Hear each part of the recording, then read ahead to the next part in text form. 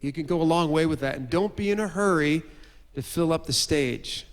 That's kind of like, I must want to like stop the video and like put that at the bottom of your screen. Don't be in a hurry, man. Just take your time, especially if you're in a smaller church. I never put up a sign that said, hey, anybody that wants to be on the worship team, come on out for rehearsal. Because I hate telling people no. Like, I'm really, I just don't like that confrontation so much of saying, well, you're not really good enough. So my approach of adding people to the band has been more stealth or passive aggressive.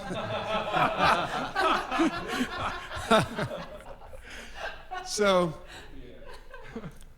I would, you know, again, if you're part of a mega church, you probably have an administrator or a human, what's an HR person or something like that. But if you're just a worship leader person like me and you don't have all those skills, my thing was, I'm just kind of on the lookout, kind of, not secretly, but just kind of paying attention to like new people that are coming to church, and I know that pretty much they can't sing, and I know none of those folks there play guitar. I know that. Oh, who's that new guy? I noticed this guy been coming lately. Somebody told me he used to play piano in a worship band in Colorado, and so I meet this guy. His name's Jared. I'm like, so I don't go up to him and say, dude, you want to be on our worship team? I just go up and say, hey, after church, maybe I'll make it a point. Hey, Jared, how you doing? Nice to meet you. So you're from Colorado, and I noticed you've been coming to church here for a little while. That's cool. Man, I don't know if you know, I heard you play piano. Would you ever be into like just coming and hanging out at one of our rehearsals and just jamming with us? Yeah. Yeah? I think I could work that into my schedule. Think so? So, yeah, maybe just come and just jam, you know, and no pressure. I mean, no, you know, we're not going to jump in there on a Sunday morning, but just be fun to just kind of hang out and play a little bit, you know. Okay, so what I'm doing, passive aggressive, I suppose, is I'm just kind of getting to know. I want them to just come hang out. We'll get to play on a Thursday night. I didn't say, you're going to be part of the worship team. I just said, you want to come hang out and we'll jam, and I'll get to know him. Maybe we'll grab coffee, and let's say we've done that a few times. We've rehearsed, you know, or practiced a couple times. I'll be like, Jared, are you cool about, you want to play next Sunday? Like, would you be cool to actually just be part of the worship team, man? It'd be great to have you actually play. You cool with that?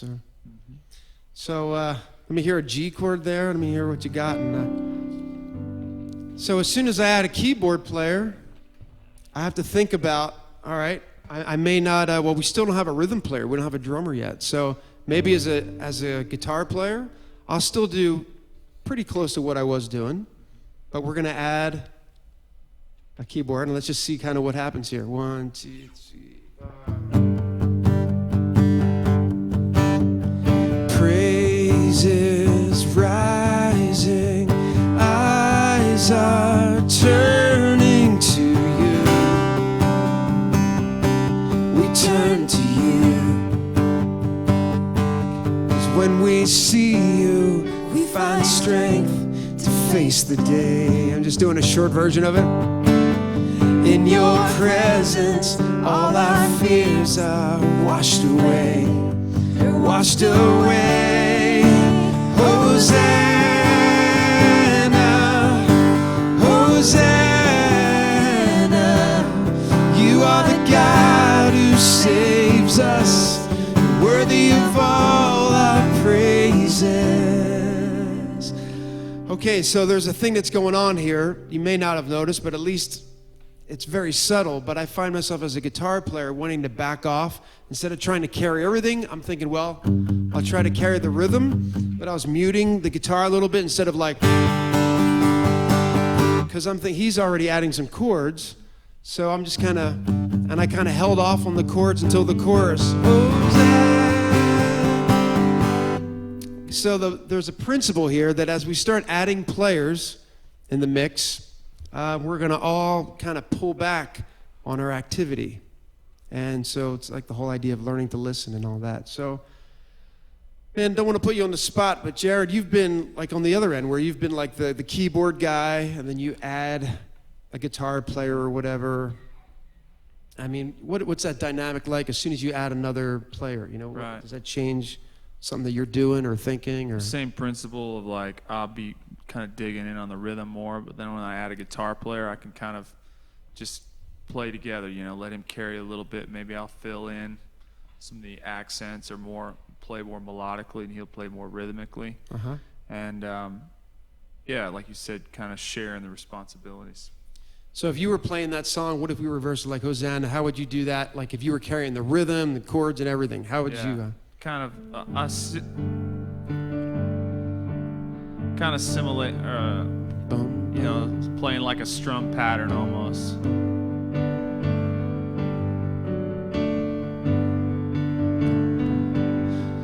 So he's filling in all that subdivision, right? Yeah. But as we add more players, then we have the freedom to sort of back off. So it's like a pizza pie, right? And we start off like this, cut it in half, and now we're going to cut it this way. So, man, all of a sudden we got a worship team of 3. Man, we go 6 months, just every Sunday, prayerfully putting our list together, worshiping God. Got a couple hundred people in our service. We practice every night. In fact, this is what we used to do back in the day. We would practice on Tuesday nights and Thursday nights because it was fun. We were building our core. We were building like building a culture of worship in our church, if you will. And I just throw that out there again as a principle or a concept that, man, if you're just kind of getting by and kind of rehearsing 30 minutes before Sunday morning worship, man, you're never going to get to a place where it just feels strong and solid and confident, and where you're able to just kind of relax a little bit. It's kind of ironic. Like you're more confident, but then in that confidence you can relax and be open to the Spirit more. Because when you haven't practiced a lot, then you're just preoccupied with, man, hope we don't mess up. Hope we can just make it through this song. But if you've worked together and you've practiced together, and so we would have these Tuesday night, Thursday night rehearsals for a couple years where, man, our kids were running around, messing up the chairs, and we'd put on like a kid's video or something, but we would just play, and then the band would jam and all that. But I'll touch on that later. But let's keep building our band here. It's like Legos. Let's keep adding. So notice we don't have a drummer yet. And okay, I'm going to make a statement here. I would rather have no drummer than a drummer that has bad timing. Let me just put it that way. I don't want to say a bad drummer, because it's not necessarily that they're bad, but if they haven't really put the time and effort, or maybe they have, but it's still that they just can't lock into a metronome, then I would rather have no drummer, because as soon as you add a drummer, everybody's going to follow the drummer. You just feel that. And there's been a few times at our church where our main drummer couldn't make it, called the backup drummer, he couldn't make it, and so I thought, I would rather have no drummer than go for like drummer number 4 or 5. Do you know what I'm saying? So with all due respect, and so the bottom line, minimum acceptable level for a drummer, in my opinion, is they got to be able to play pretty close to a metronome. And that means they're used to practicing with either a drum machine or a metronome. So let's just say we've been doing this for a while. We still don't have a bass player. We've just been praying. We've been praying, God, send musicians, Lord, send musicians. And some of you you're right there, and you're just saying, where are we going to find someone? And anyway, all of a sudden, this guy shows up. Actually, this happened in my church 17 years ago. A guy showed up, and he had a jacket on, and the back said Zildjian. And that's the name of a cymbal. And I remember my wife and I going, hey, did you see that guy at church today? He had a Zildjian jacket on. Cool. Like, maybe he's a drummer. Seriously. I remember it like yesterday. So then they came back the next week to church. And so I made it a point, like, after church, they're like, where's that guy? Oh, there he is. I, found him, and I'm like, hey, man, how's it going? What's your name? I noticed you've been coming out. Is your name Ben? Oh, hey, Ben, I'm Paul. Hey, man, good to meet you. And where are you from? And, oh, you guys just moved here. Cool. Man, you got a Zildjian jacket on, man. You're not a drummer, are you? Actually, yeah. I'm a band director, and, I play drums, play a lot of things. Really? Wow. That's so cool, man. Did you ever played, like, in a band or worship teams or anything like that? Yeah, actually, I was at a Calvary Chapel out in Arizona, and, we used to play there for a couple years. Like, wow, that's cool. Man, well, be great to, and have you just jam. It'd be great to get together and jam sometime. Maybe we usually get together like on a Thursday night. You cool? Like, what about next Thursday? You want to just come on out and bring your kit and just kind of we'll get to play a little bit and jam and see what I mean? I haven't made a commitment yet. I haven't said, do you want to be our drummer? So I'm just throwing that out there. These are just little things that I think you'll be glad in the long run you didn't speak too soon. Because it's easier to add than it is to undo. It's easier to add than it is to undo. Practice that hand motion with me. You guys know what I mean. I get these questions like, how do you ask a player to leave the team? I'm like, I know, that's really hard. So Carl has played on just about every album I've ever done. Carl Albrecht, he plays on his worship team. He's played all over the world. He's played on hundreds of albums. And so Carl, man, let's just talk about drums. All of a sudden, we add a drummer to the mix, and kind of give us like your perspective, philosophy, and like your role in a worship team. I think all of us kind of relate to these situations you're describing, and probably for every instrument, especially drummers, don't be afraid to play simple. Worship leader, a band leader wants good time. They want you to play songs. They don't want you to play drum solos. And I think a lot of players forget that. Two, there's also a problem sometimes with drummers. They feel like, well, I can't play music, so I guess I'll play drums, which is dangerous too, because drums demand a lot of coordination. So it can't be like something you're just going to jump into, and it's good that you're looking for people that are qualified in some way.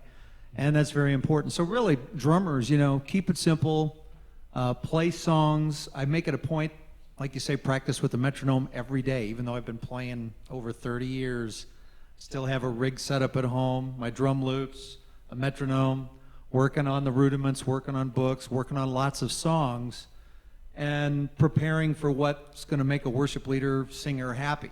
Yeah. And it's always about serving, no matter what you're doing. So I don't really think about it just being drums, although that's the instrument that I play and I love it. I want the songs to feel great. So whether I'm working on chops and trying to play drum solos isn't the point. Just like I want the songs to feel great. So if it's just playing the same groove that I first learned, in garage, garage is Rockers 101, I mean, a million songs have been done to that, but trying to discover the feel of that for whatever song. And it's great to play all the stuff, but learn songs. If drummers come to me and say, what do I need to do to play in a worship band? I'm like, learn songs. Don't try to be a drum soloist. Try to stay hidden. Yeah. So if you have in your image like Modern Drummer Magazine and doing the drum solo competitions, I love all that, and it's being faithful to your talent, but the job is just keeping a really good time and finding the feel of songs, which for me, even after 30 years, is always the challenge of the art of being a musician for any instrument, finding the magic of every song. So what we think of sometimes as technically simple can be artistically really challenging. Yeah. So that's really, if drummers are asking me what to learn, I'm like, get a metronome, practice every day with the metronome, and learn the songs, like the most popular worship songs, just like you hear them on the record. Yeah. Don't try to reinvent the wheel. Don't try to add your thing, because I get emails, drummers say, well, that's cool, but I really want to kind of express myself and worship God and show what I can do, which is really all wrong, And being worship leaders and being co-leaders, I always tell guys, it's like you want people to experience God, not experience you. Let's just, in our ongoing example here, let's say we got you and then you had a friend, you're like, oh, by the way, a buddy of mine plays bass. Bass player. Why don't we just play that little bit of Hosanna there and just see the difference of how the song is building? Do that simple groove there. So it's like 1, 2, 3, 4.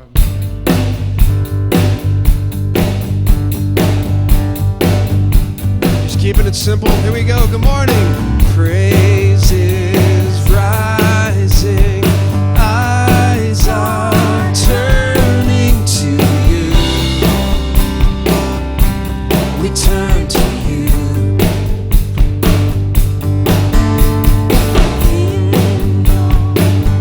Anyway, blah, blah, blah. But already you can just feel that. I don't want to, just for time's sake, you can just feel, wow, just adding bass and drums, man, now there's just like a foundation under us.